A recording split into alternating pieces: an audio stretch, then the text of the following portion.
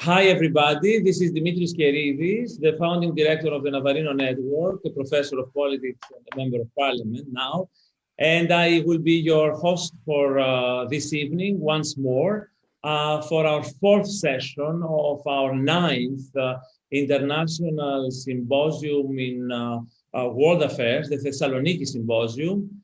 It is an event that started 8 years ago, back in 2012, on the occasion of the centenary of the liberation of Thessaloniki, the city of Thessaloniki, organized by the Cultural Society of Entrepreneurs of Northern Greece, headed by Stavros Andreadis, under the auspices of the city of Thessaloniki and its mayor, now Costantinos, and with the support of the Navarino Network and the Konrad Adenauer Stiftung, the Athens and Nicosia office. Henry Bonner, the director of the Adenauer Foundation here in Greece, greeted us and saluted us at the first session some 4 weeks ago. I would also like to thank all our sponsors, including the American College of Thessaloniki, Affixes organization, our media sponsors, TV and FM 100, the local municipal media of Thessaloniki, and Kathimerini, the Athens Daily. We are delighted with our panel tonight. I will say a few words about our two guests.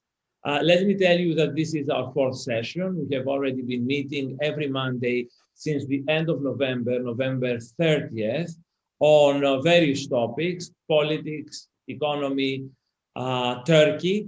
And today we will be dealing with an issue of great importance, of which most of us know something, but not really, me in particular, which has to do with technology, technological innovations, artificial intelligence, and the fourth industrial revolution.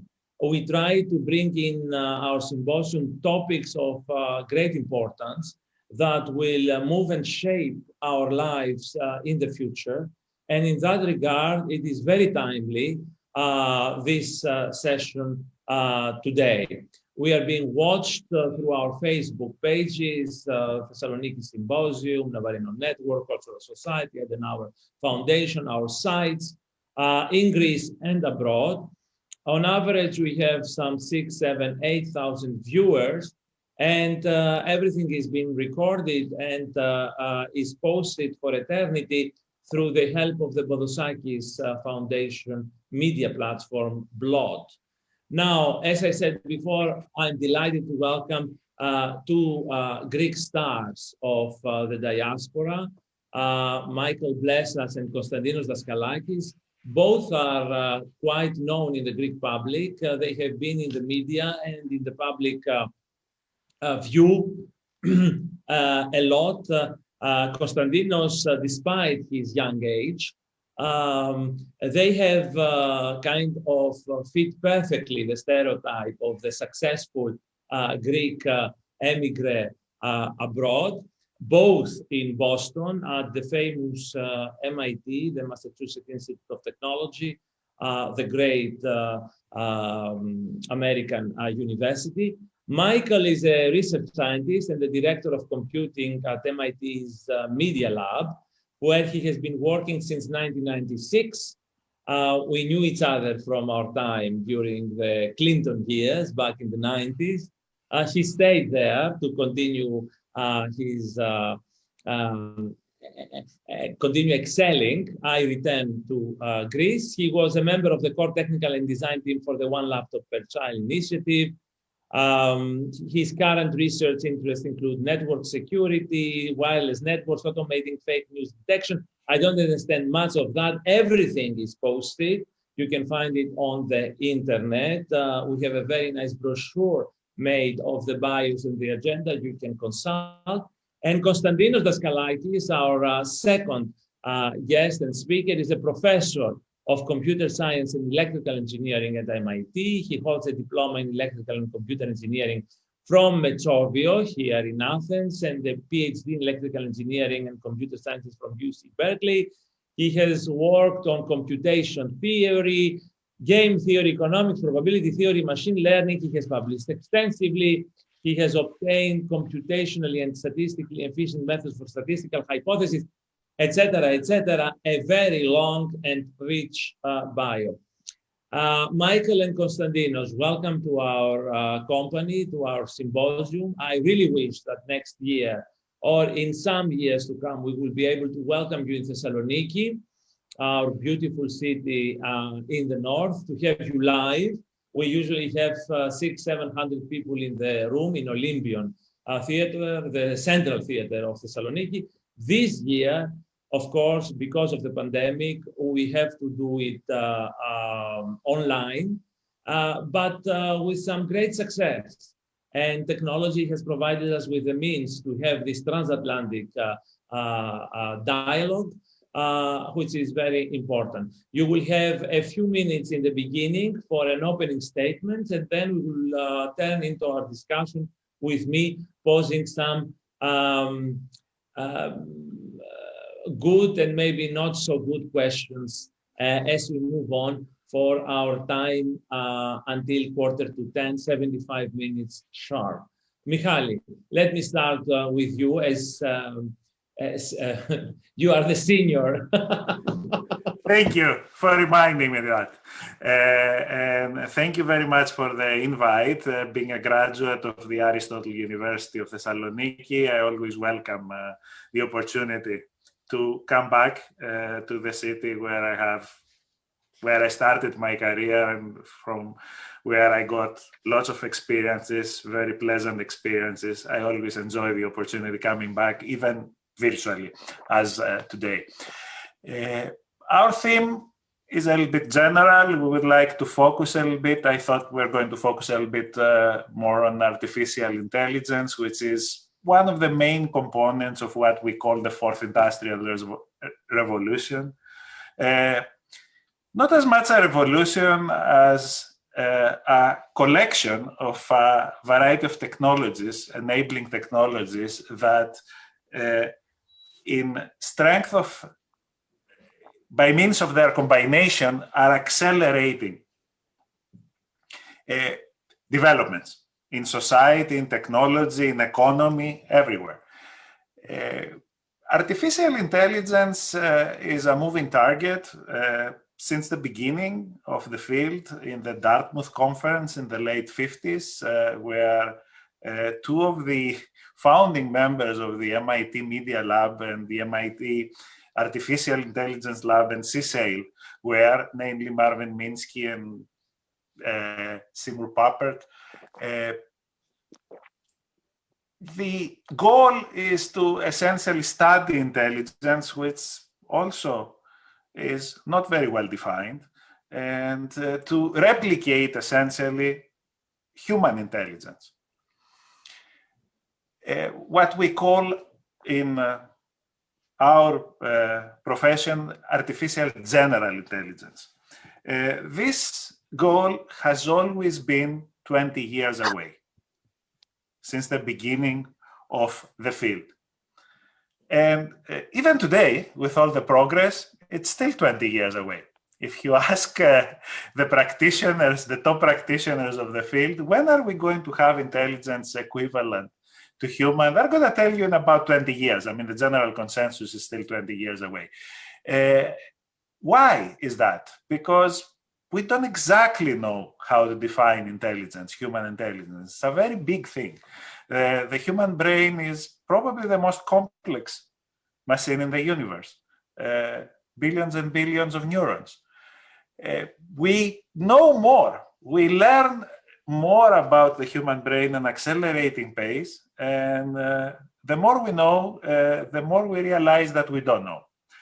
Nevertheless, in the recent years, we had an explosion of what we call artificial intelligence, and mainly in the form of one of the techniques of artificial intelligence, namely machine learning, and even more, one of the sub-techniques of machine learning, which is deep learning.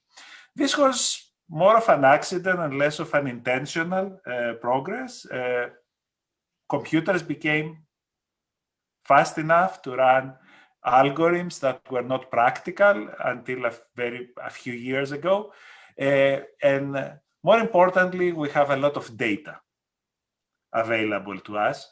And artificial intelligence today, if we want our audience to get one thing out of the definition, is how we teach machines to do things for us, not by giving them explicit instructions, as we have been doing since the 40s, but by giving them examples of things and letting them learning by those examples. So these examples can be curated by us in the form of labeled data, where we have supervised learning, where we have data that we have already categorized. So we have images, and we know that we have, images of cats or dogs or whatever. ImageNet is a big database of images where we used to train algorithms. And we feed all these things on the machine, and instead of telling them how to recognize something, we give them examples of that thing. And we also can do it by giving criteria to the machine and letting the machine, see if it can meet those criteria. And that's how we usually train machines to play games. We give them the rules of the games. We tell them, play games with yourself. And you know when you are going to win and you are going to lose, and that's how you learn how to do these things. And that's the example of reinforcement learning, as it is called in our section. And this is sector, and this is how one of the most fundamental examples and most impressive examples, which was a few years ago, the dominance of machines over Go players with Google's DeepMind's AlphaGo system. So artificial intelligence these days is about data. Artificial intelligence is about looking for patterns into data that are impossible to analyze in the normal way by humans. And in that form, it has a few characteristics. It doesn't understand about higher level mental notions. It doesn't understand about cause and effect. It just sees correlations. It just sees relations between data. It just sees, for example, one of the best recent known examples of artificial intelligence success, the Microsoft's and OpenAI's GPT-3 natural language processing model. All that it learns from is where words appear in relation to each other in large corpuses of text. It doesn't understand the relations, and it doesn't understand meaning. And that's a good thing and a bad thing. Sometimes there is a lot of things to be learned, to be discovered in data. And as long as we understand that, artificial intelligence is going to be a very helpful tool and has been proven to be an extremely helpful tool. At the moment, though, that because it does better than us, we try to assume that it understands about it starts to grasp the meaning of words and issues, and to be able to come into conclusions by putting together cause and effect, then we might start to get into trouble with it, and that's where we have to be very, very careful. I will stop here. Hopefully, we will have the opportunity to mention some examples of good and bad uses down the road. But it is definitely one of these important moments in human history where we have a new tool, a very new, powerful tool, and we have to figure out how to use it effectively. Thank you. Thank you, Michail. You certainly sketched out the framework so that we understand what we are talking about. Constantine, the floor is now yours. If you can use any example to make it more vivid and to illustrate to us what we mean, it will be helpful. Yes. Yeah, so hi, everybody. Good evening.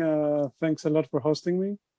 So Michail gave a good introduction to where things are in AI.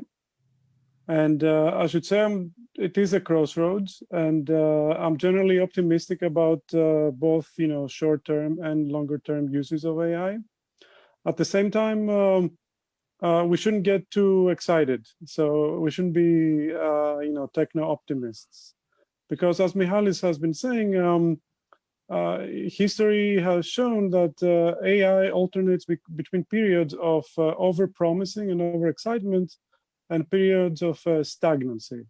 And currently we are going through a period of over-excitement, which of course is going to hit a limit. And that limit is scientific. So there are just some things we can do and some things we have no idea how to do. And no hardware is going to get us there. So in particular, we should take developments at face value. And we should understand what these developments really are. So let me give a few examples of what we can do well, what we cannot do well, and also what I think are the challenges that we are facing.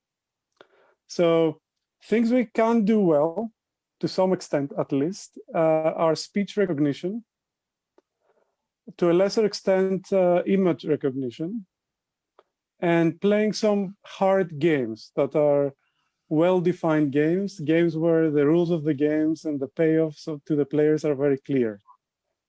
Famously, a few years ago, the AlphaGo algorithm was able to beat the champion, I don't know, one of the best players in Go in the world. Okay, Go was considered to be a super hard game for computers to play, but that milestone was reached earlier than we thought. So that's great. That is a true success. Right. So together with image and speech recognition. On the other hand, understanding. Okay, so if you want, image and speech recognition is more about pattern matching. At a deeper level, you want to understand the meaning. And when it comes to meaning, we haven't made much progress. So in particular, text understanding, so answering questions about a text you read, doing dialogue with another person, translating text, generating text in a way that sort of like as you span pages and pages of text, it actually maintains some coherence. These are things we cannot do very well. And then there are things we cannot do well at all. And these are what human brains are remarkably good at doing, which is to transfer learning, which is to transfer intuition and cognitive abilities from some interesting cognitive task that they have acquired to some other somewhat related cognitive task that is not identical. And humans can do that without, without consuming a lot of examples from their environment. So they can easily adapt. If you know how to walk, you don't need too much trial and error to know how to bike, and you don't need too much trial and error to know how to ski, right? So a robot, if you teach a robot to lift glasses from a table, and then you want to teach it to lift plates from a table, you have to retrain it. You have to throw at it a lot of examples to learn how to adapt from lifting glasses to lifting plates, right? So humans are remarkably good at not needing a lot of practice to transfer between related cognitive abilities. So this is where science is just not deep enough to be able to address. Now, on the more technical side, and I did say that like we have learned speech, and we have acquired the ability, like computers are good at speech and image recognition. Nevertheless, they're not as good as you think. So they are good under lab conditions. At least image recognition is mostly only good under lab conditions. If you take an image recognition algorithms outside of certain benchmarks that have been used to train it, then the accuracy drops by a lot. Generally speaking, AI algorithms are not robust to changing the conditions within which they were trained. So that's a big issue. They're generally data hungry.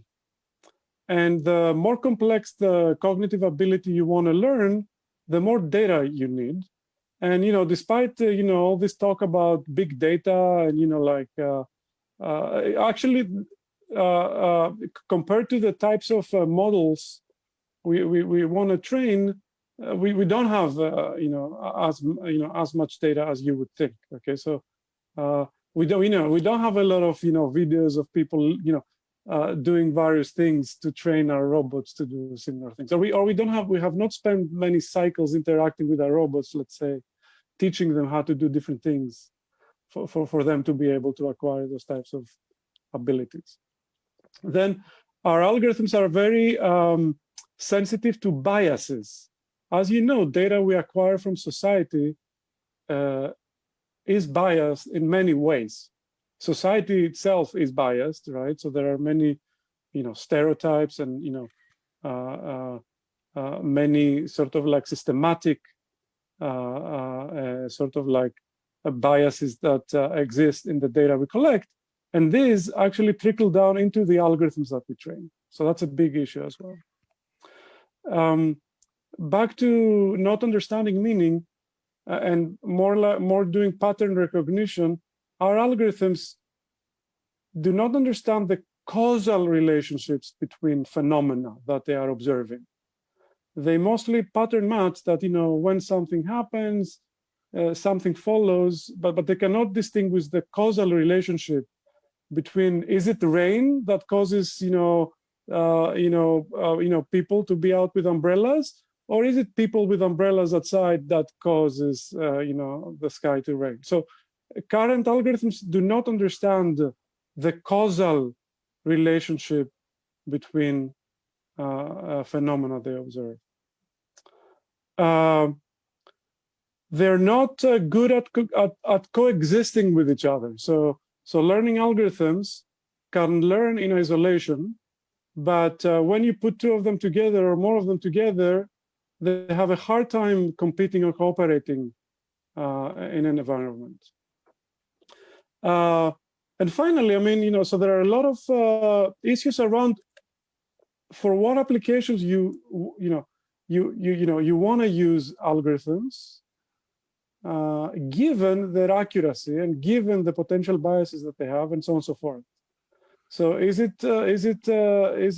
should we use algorithms, for example, in the judicial system, if those algorithms are trained on data that are provided by a society that has certain stereotypes and biases? That's not very clear. We have to have a very good understanding about what biases are incorporated in our algorithms if we want to use our algorithms to make decisions that should be fair. Okay. And lastly, last remark, and that's back to what I was saying earlier about not being techno-optimists. Technology is not going to solve everything by itself. We're not going to reach a point where sort of like we're going to create the mega algorithm and the mega sort of like learning system throw at it a lot of data and let it figure it out all by itself. We need interaction with domain experts to achieve all the promise that we're looking for in this space.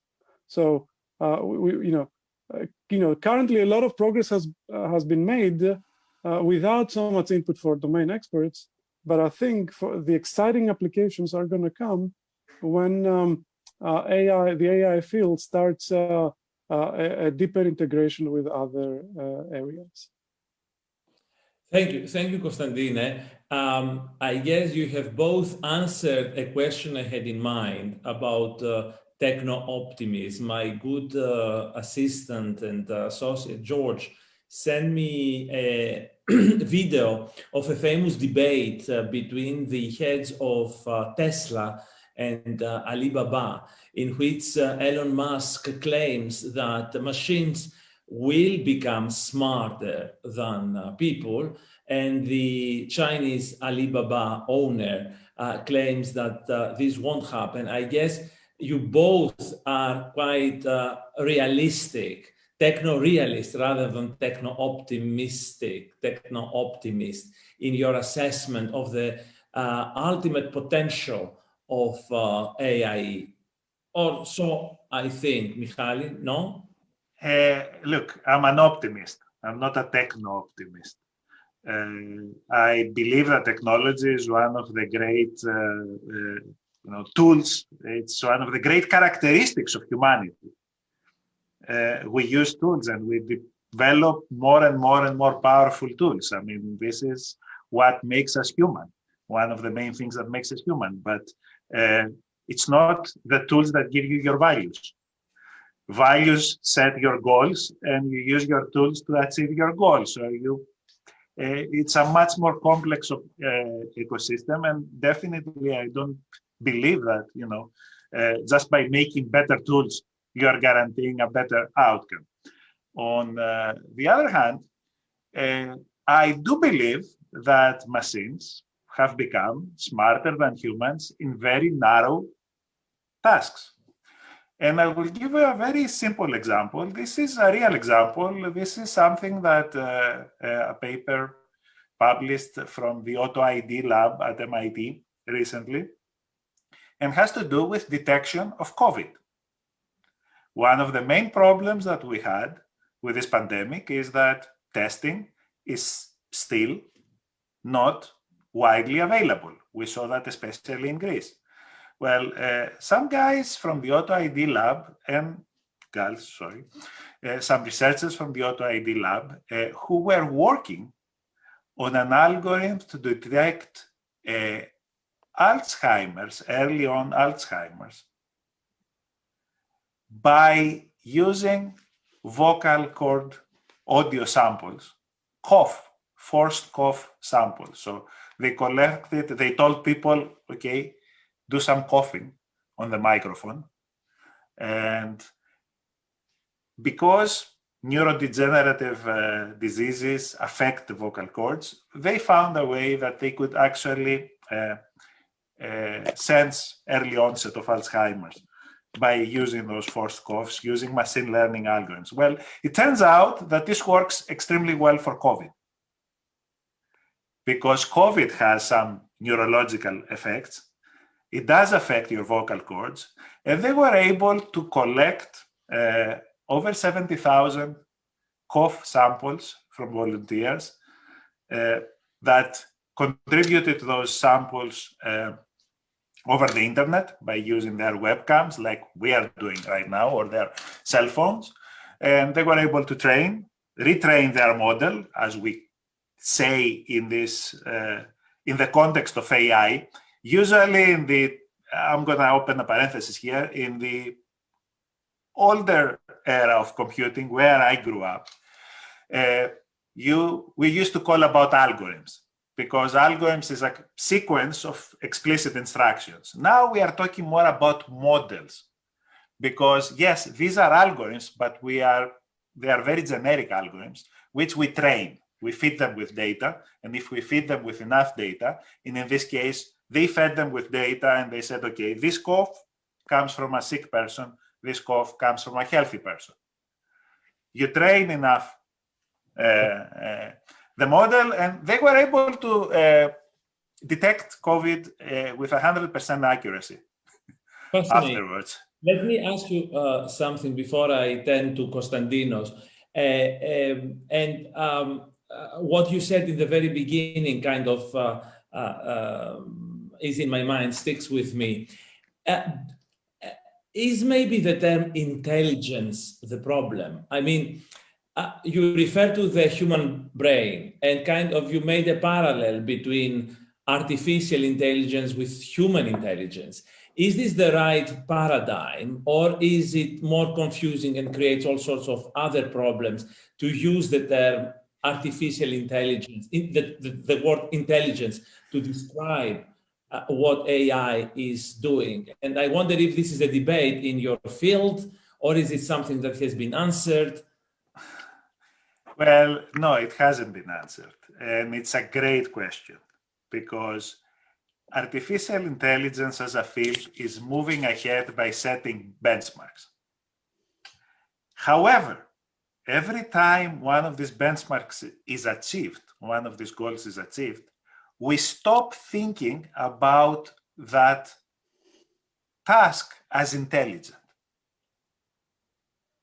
So the famous first debate at M.I.T. was between a philosopher and the early guys at CSAIL, where Costantinos works,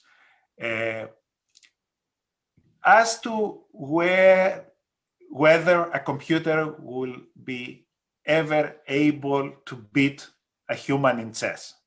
We are talking about the early 60s for that. That was the original benchmark. And we know what happened. We don't consider chess playing such an intelligent, a sign of artificial intelligence anymore, because most machines with a chess program can beat most humans these days. That doesn't mean that the machines are intelligent anymore. So before that, it was whether a computer could do algebra. As soon as we did that, so we keep moving as humans the goalpost further and further out. So it is definitely an intelligent task, but it's a narrow intelligent task. And I think that's the way I would answer it. Costantinos might have a slightly different definition there, but it is narrow. And the important thing is what Costantinos said before. It's the transfer of knowledge and intelligence and applying what we learn doing one thing into a completely different context. And that's what we have been extremely good at. And that's what machines cannot do. And how we do it eludes us still. I understand. Now, Constantine, give us some practical examples. What the hell is this AI in our daily life? I mean, how would it facilitate it, make it better, more productive, happier? I don't know. I mean, why should the average man, the average Joe in the street care about all this talking about the new age? Right. So, I mean, so there are many applications already of AI and, very recent AI technologies that are already deployed, but not as many as you would think. So the primary, like let's say the most robust recent development that is already deployed is speech recognition. Your ability to talk to your Google and do search by voice or Siri or other similar technologies, Alexa and so on and so forth. These are technologies that are already out there and they're working very robustly. So, so back in the day, even like 20 years ago, if you would call a phone call, like a phone center with an accent, you wouldn't be able to navigate the phone center. Like, your accent would just be rejected. So now you talk to your Alexa with, whatever accent, and you can, perfectly direct it to do whatever you want. So that is an example of a technology that is robust and hence already deployed. to a lesser extent, image recognition is deployed. I mean, image recognition is used a lot by, for policing, I guess. Like, it's also, yeah. So mostly, I guess, as you know, you can also search things in Google by uploading an image rather than typing a term or talking to Google. You can upload an image and also do search via image to get related images. Yeah, so these are two example applications, right?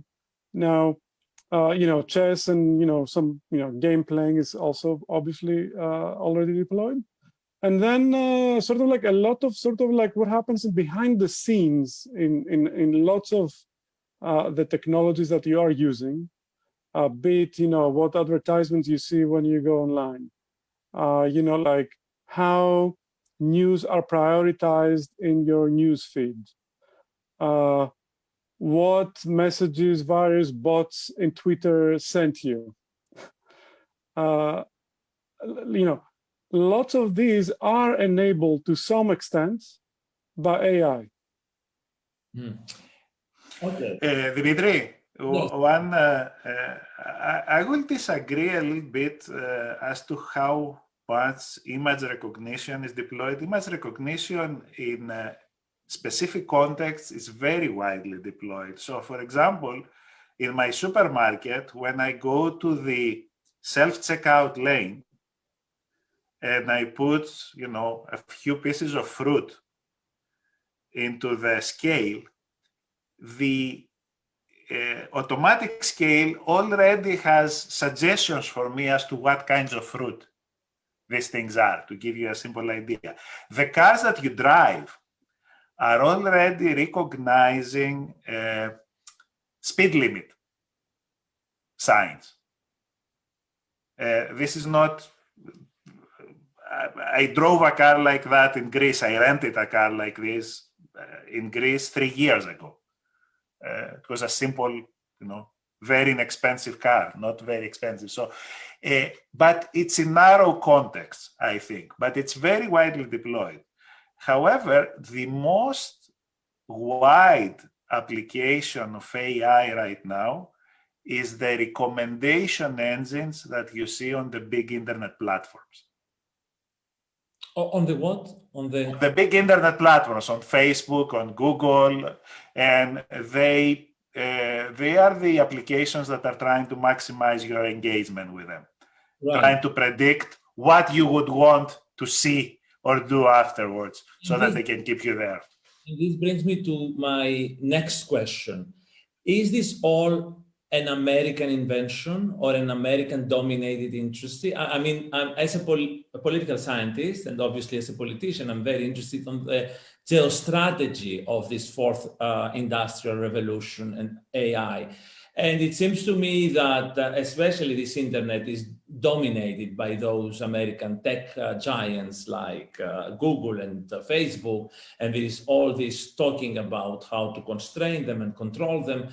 I wonder, if you look on the globe from a distance, where is this AI happening the most? What are the leadership centers, and where does Europe stand? So I think, so there is a very clear competition for talent.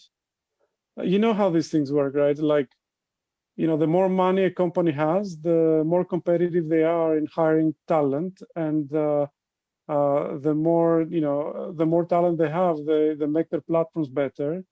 And by making their platforms better, they have a lot of user engagement and a lot of data.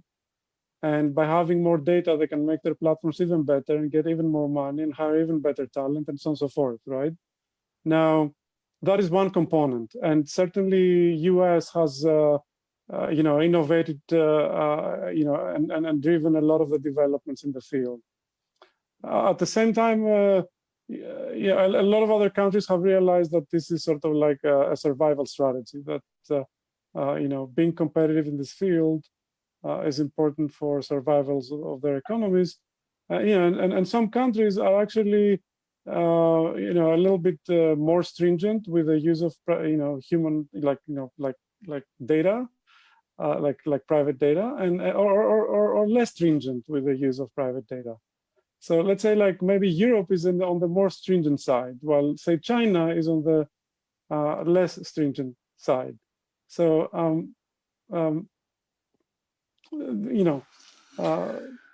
so again, a lot of the developments are in US, but China, Canada, and Europe are also contributing. I will come back to you, Constantine, in regards to your word talent and how can our societies better look for, exploit, and reward talent. And obviously, this is a question for our own country, Greece. But before that, Michail, you wanted to say something? Yes, I think that we are looking at a very bipolar world right now. Definitely, the US is in the forefront right now.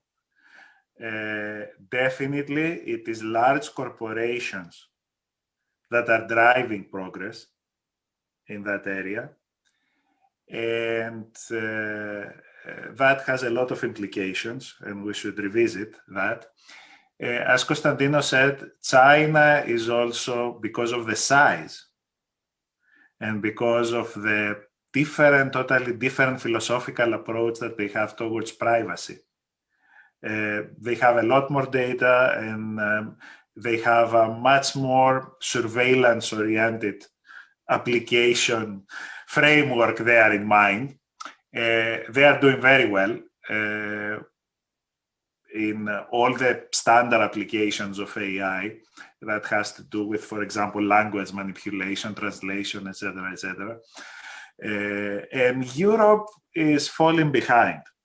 I don't think that Europe is contributing, is pulling its weight at this point in time, mostly because it's fragmented, but most importantly, it doesn't have the big companies that are driving this. Being at the cutting edge of AI research at this point in time requires tremendous infrastructure that only the large internet companies have. Not even governments have this kind of, the US government doesn't have that kind of data center capacity that the private sector has right now. Nevertheless, as the example that I mentioned before, I think that we can still, universities and top universities can still compete by sheer human brain power, and to a large extent because a lot of this talent that works for these AI, these big internet platforms, are doing things that are not so beneficial to society. Showing me or deciding which advertisement should I see next is not the most efficient use of all of these resources on a society level. It is very profitable for these corporations, though. I understand. Now, you mentioned before that AI is just a part of a wider network of a fourth industrial revolution. And I wonder, Michail, if you could just sketch out the other components so that we have a total view of what is happening technologically on the cutting edge. Well, it's all internet and computing based for the most part. And to that, I will also include genetics, because that's also the study of code.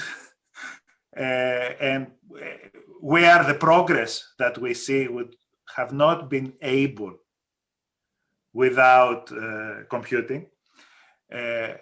But you can add to that additive manufacturing, what we mostly call 3D printing. You can add robotics to that. You can add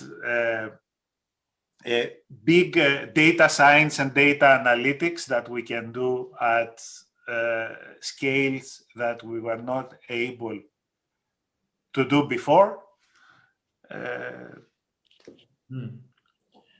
It's all computing based, though. Computing and communications based. 5G. People are adding to that augmented intelligence, augmented reality. Virtual reality.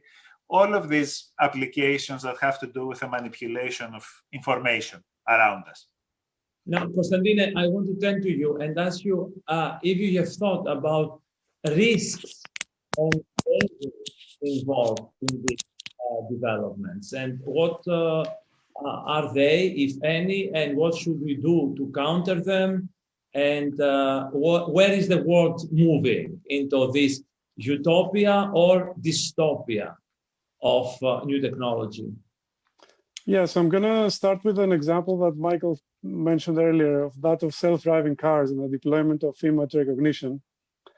Actually, image recognition is very bad. So it's very prone to error.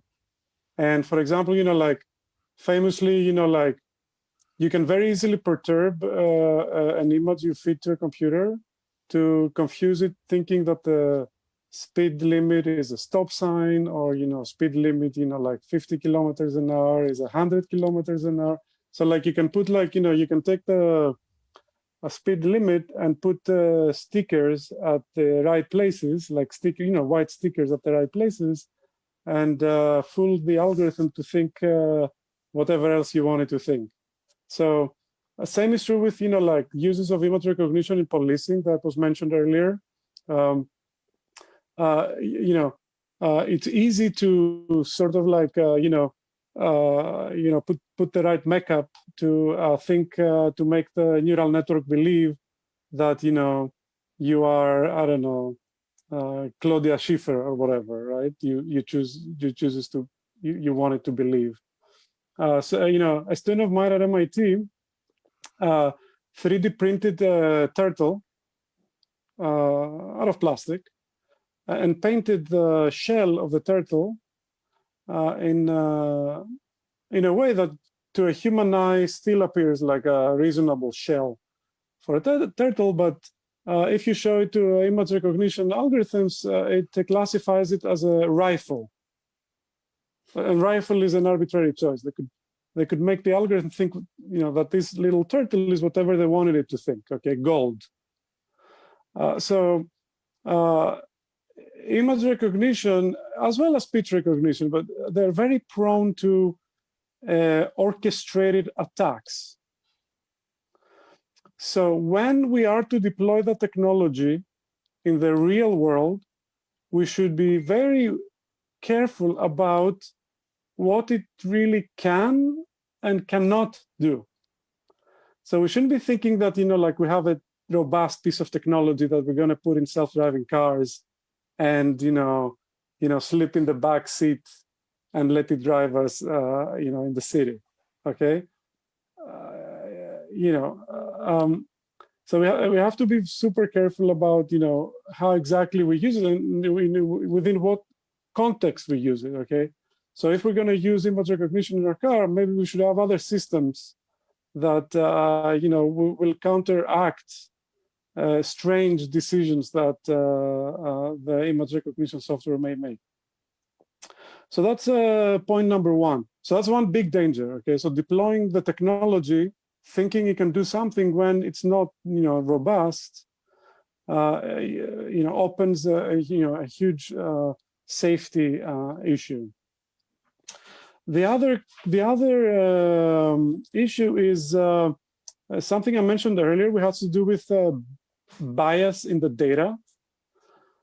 And again, maybe law enforcement is another good example.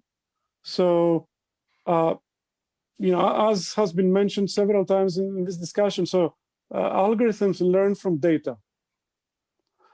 So now the question is, who is going to curate the right data set? And where are they going to get it from?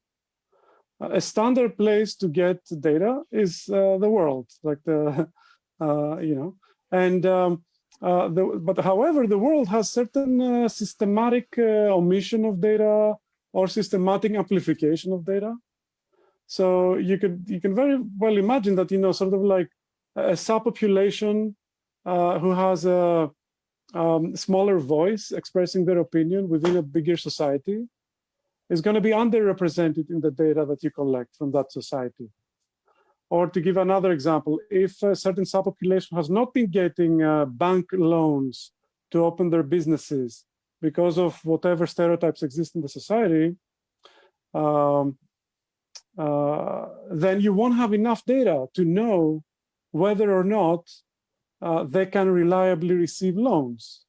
So now if you train your algorithms using data that is already biased, your algorithm is going to incorporate the biases that it sees in the data, thinking that these are really representative of the underlying phenomenon.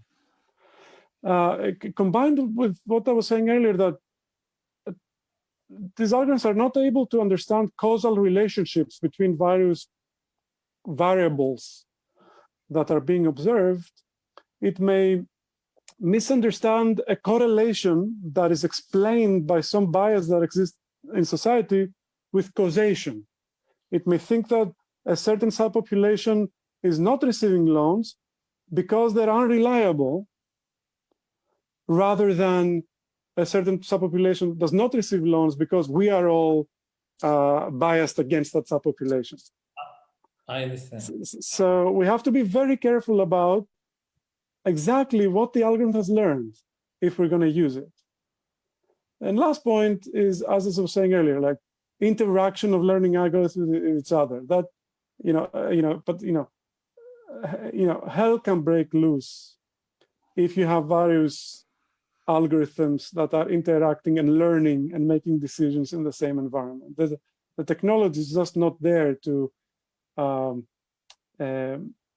sort of like, to suggest what learning algorithms that should be using to learn in such an environment.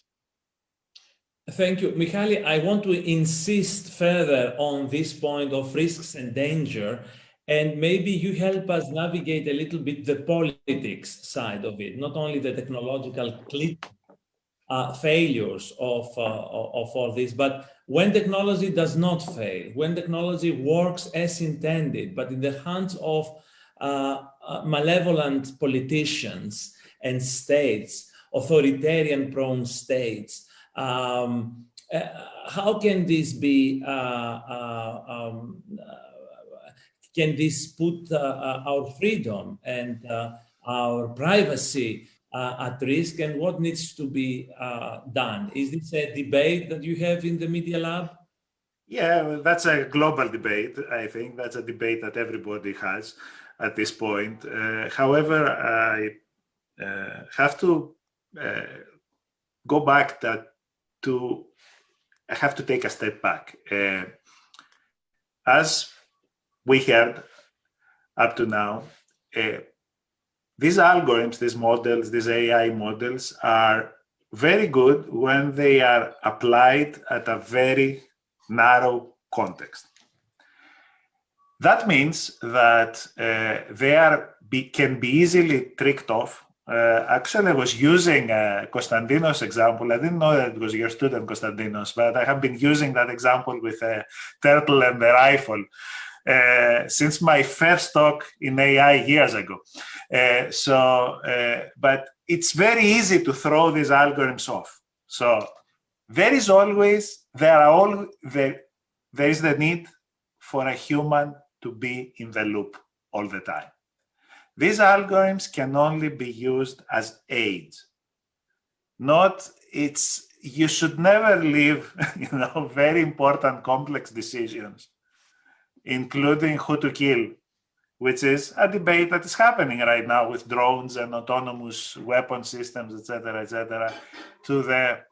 just to the algorithm, because they are not quite there yet, period. So assuming that we are talking about a human in the loop, one of the great dangers that I see, besides the authoritarian use, and I have to be careful there because, especially with the Chinese, it's a completely different world. Let's focus on the Western world right now, where, authoritarianism is coming back. It's getting multiple forms. It's creeping back lately. I'm much more concerned about the large corporations right now that have that are using these algorithms extensively in a very automated way and without having any regulatory framework in place, especially in the US. So in the US, technology was self-regulated, or this specific technology was mostly self-regulated at this point. In Europe, we started with regulations before we even developed the technology too much. It's global, but I'm much more concerned about, for example, what Facebook does with all the behavioral data that it collects about each and every one of us, and to which they are accountable to none, especially with their stock structure, with a special stock structure. They, it's all in the hands of Mark Zuckerberg, who has behavioral, very detailed behavioral profiles about each and every one of us, where through advertising, which Facebook doesn't do, other people do very effectively on Facebook, they can actually modify behavior. If you know all the buttons of each person, then you can push the right buttons at the right time. I mean, this is not something new. I mean, that's the purpose of advertising, to modify your behavior towards a specific goal. But now it can be done at a very precise manner through artificial intelligence, through machine learning algorithms that are not accountable to anybody. And there are no humans in there. So one of the things that Facebook did after all the negative publicity that it got since 2016 is that they did hire a lot more people to oversee those algorithms. So this is the point that I want to make at the end of the day. This is not about autonomous artificial intelligence. This has to be about augmenting human intelligence. And if we want to do it like that, it means that humans have to remain into the decision loops that these things are taking, whether these are decisions about financial risk. It's a good thing to have another tool to estimate financial risk, but it shouldn't be the only one. It is a very good thing that computers can detect skin cancer at a higher accuracy than dermatologists. That doesn't mean anything. That doesn't mean that we don't need dermatologists. It's a very good thing that computers can write standard legal documents better than attorneys. But I mean, if I hear one more person saying that we don't need attorneys anymore because of that, my head is going to explode.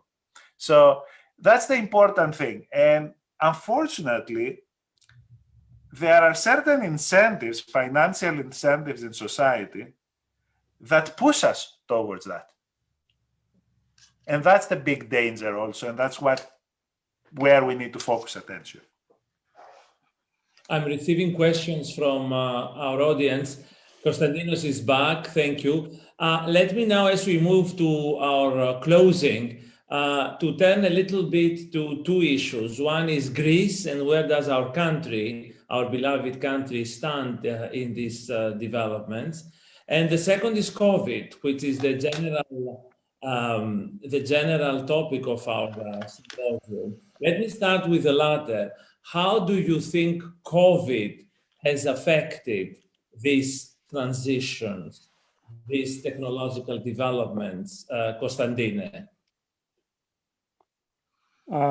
Sorry, give me just a sec, because I'm connected with two cameras. Hang on a sec. Yes, we have you double. Yeah. Okay. Okay. So COVID has accelerated, not just for Greece, but across the globe, our transition to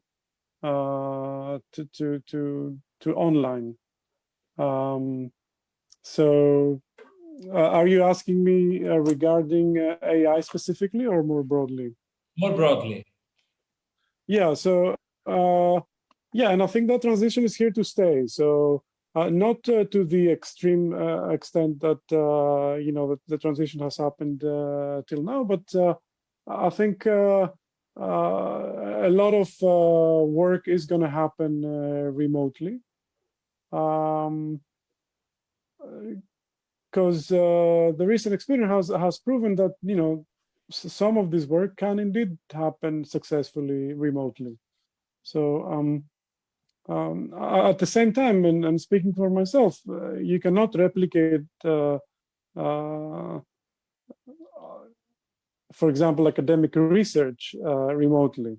It's certainly good that I can, you know, keep my connection to my students, but the types of impromptu discussions that you have that are unplanned and which lead to interesting ideas, or the random event that you know the random talk that you attend and which gives you ideas for your own research are not things that you can easily replicate online. So what I see happening is that a lot of the work is going to remain remote.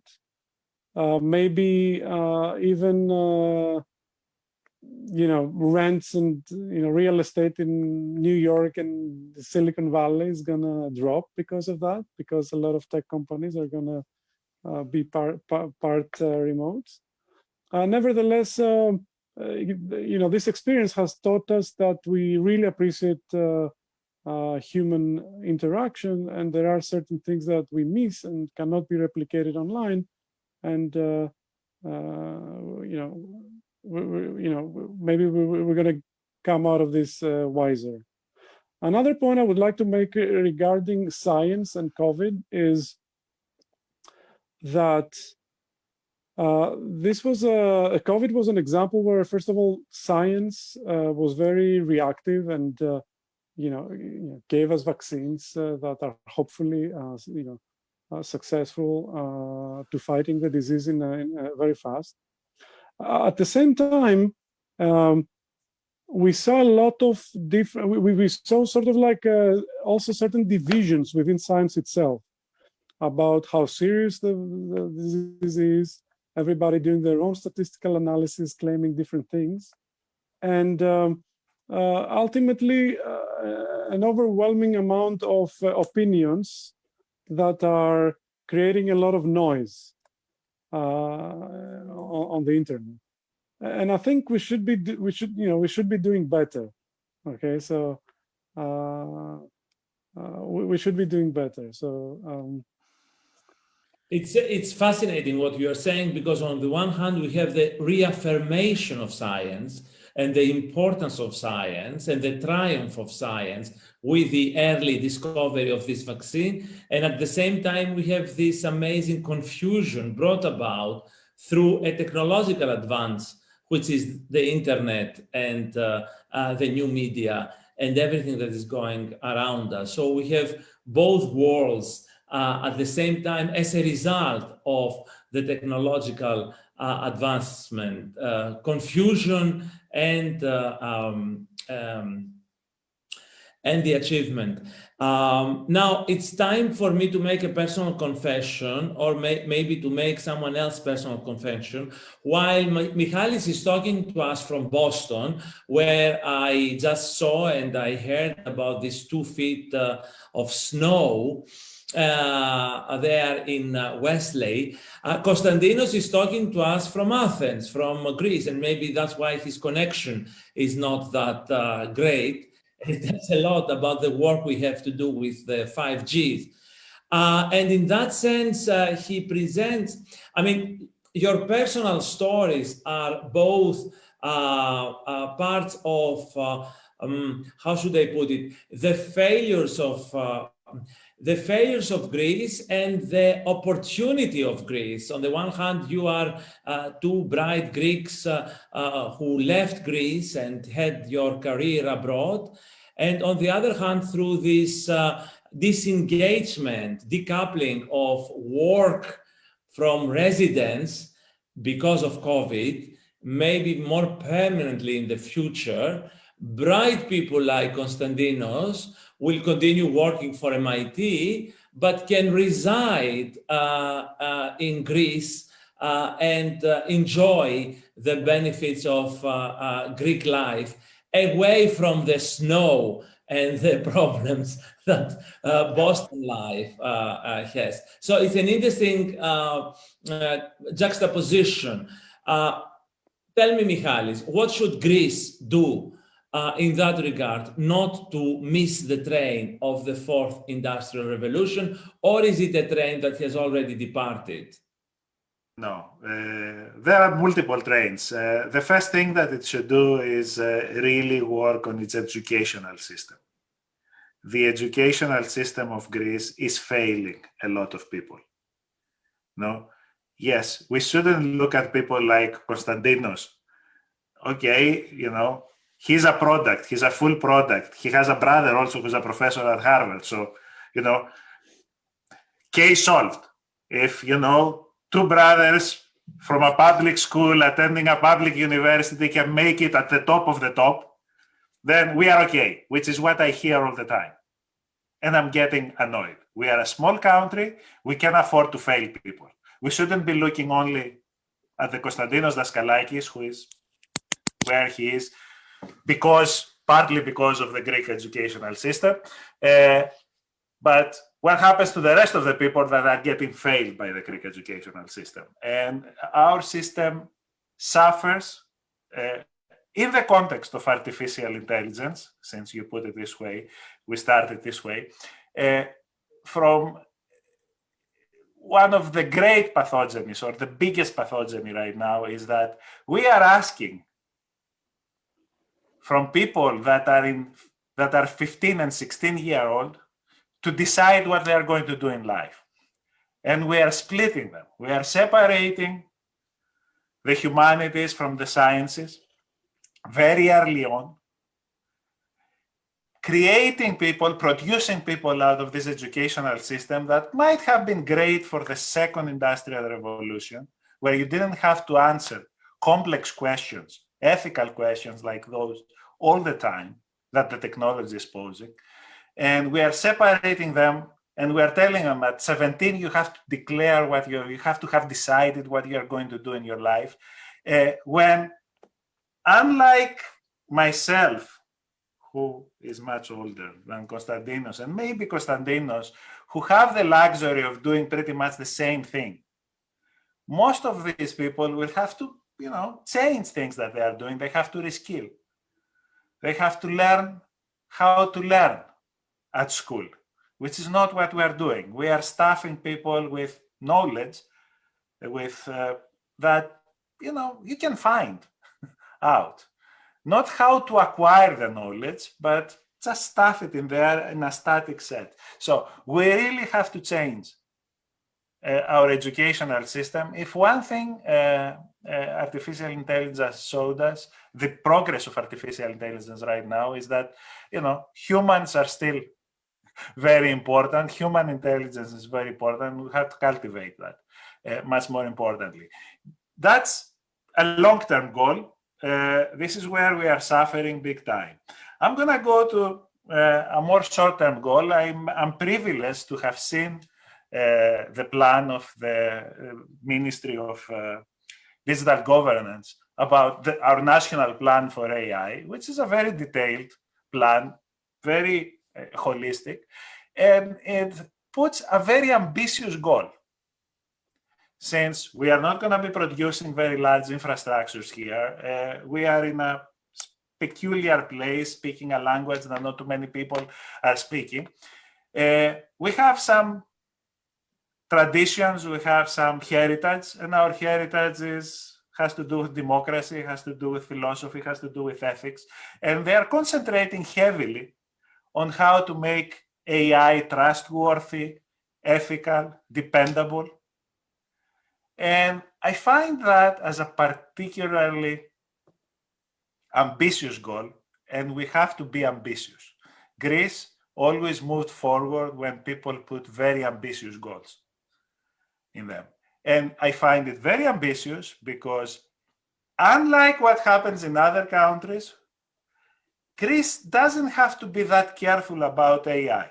And the reason that I'm saying this, in the application of AI, especially in government, we have a very long tradition about small group special interests, effective, having a disproportionately large effect on policy. So AI and data-based policy making can help a lot in Greece.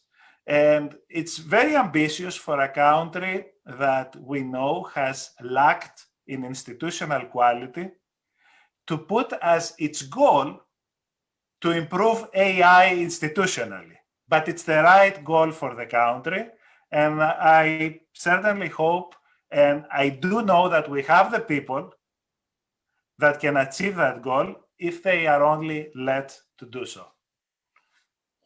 Thank you, Michail. Constantine, you being successful, young, will have the last word as well. Tell us a little bit about your mentioning of, I mean, I cannot notice this word talent. And it seems to me that in Greece, until recently, there was an attack on merit and on talent, especially in the educational system, but not only. And I wonder, what can we do to overcome this kind of blocking to move forward as a society, as a whole? Yeah, so as I was saying earlier, I do believe we are in a crossroads, and it's an especially interesting one. So as you know, economy is getting more and more globalized, and if we don't catch the train of these developments, I think we will be more marginalized. So I agree with Michail that we should set ambitious goals and consider ourselves as global players and not sort of like peripheral players. I think we should not sort of like translate technology from that has been developed elsewhere to our own needs, but create technology to export. That should be the target. And I think that we do have tradition, and we do have talent in our youth that can drive that progress with the available resources. As you know, there are a lot of resources available. I think we have the talent pool to drive that progress, but we also should provide the right training and the right resources for them to do so. I think we should invest heavily in research, not only research and development, but like core research that will cultivate this new expertise that you need in order to be able to play a global game and not a sort of like peripheral game. That doesn't mean that we shouldn't exploit the peculiarities of the country, right? Like we do have some advantages, and we should exploit those advantages, but the target should always be global and not local. And on an optimistic note, I think that what the pandemic has taught us is that we can keep open channels of communication to other places in the world in order to get that going, to get resources, to get the markets. It's more obvious than ever that you can stay connected even if you are working remotely. Thank you, Constantine. And on that note, we have to conclude. We are exactly 75 minutes on air. I would like first and foremost to thank you deeply from my heart about your contributions. I know you are very busy. You have a lot on your plate. Probably you are sick and tired with webinars. But it was really excellent that we managed to secure you and that you both contributed enormously. I am told that we have a record of audience, more than in any previous session, double that average. And that shows the great interest of our audience in these issues and also the power of your thinking that resonates to a very wide audience. Now, I will say farewell with your latest phrase. Next year, hopefully we will be meeting in Thessaloniki in October 2021. Next year is the bicentennial of the Greek Revolution. This will be the event of the year, and the shadow of that celebration, we will convene in Thessaloniki. And let me say that the Greek Revolution par excellence was a celebration of optimism and ambition. What else was the revolution other than a feat of ambitious optimism? The future belongs to those who are not afraid of it, those who seize it. And I think we should learn the lesson of the revolution 200 years later to be optimistic and ambitious in our goals. Thank you very much. Thanks everybody for joining us, the thousands of viewers, our great sponsors, the organizers, this wonderful team of assistants without whom we couldn't be here today, from Babis to George to Lola to Pandelis and Lefteris and so many others. I just mentioned very indicatively the various names.